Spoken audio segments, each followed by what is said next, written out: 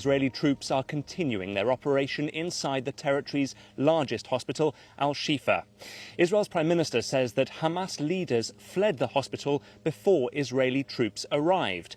Speaking to CBS News in America, Mr. Netanyahu said that there was no firefight inside the hospital because Hamas leaders had already fled. Israel insists there's a Hamas command centre at the site, but hasn't yet provided conclusive evidence. Benjamin Netanyahu also said hostages could have been moved from the hospital. Our Middle East correspondent Yolande Nell reports from Jerusalem. The first evidence of a tunnel at Shifa hospital, Israel's army says, but not the vast underground Hamas command centre, which it had said was hidden under the building. Hamas and medics deny that's here. An Israeli soldier also shows a haul of weapons said to have been found in the compound.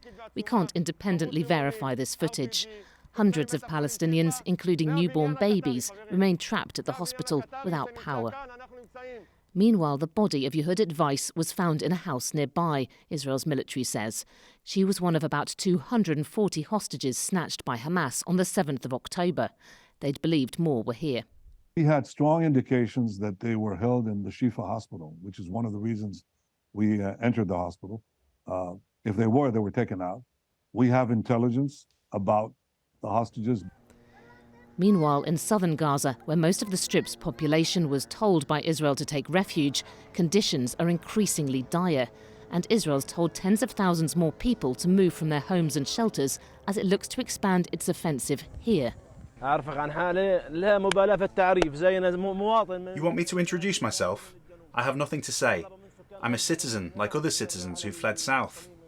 They asked us, the citizens of Gaza, to go to the south. We went to the south. Now they're asking us to leave. Where do we go? We want to understand where exactly we should go. For the first time in the war, this week Israel allowed a small amount of fuel into Gaza for UN vehicles, but not for telecoms firms, hospitals or water and sewage pumping. UN officials warn they can't work.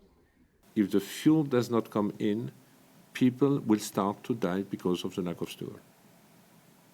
Now, exactly as from when, I don't know, but it will be rather soon than later. And the UN says that from today, no humanitarian aid will be able to enter Gaza from the Rafah crossing because of the lack of fuel.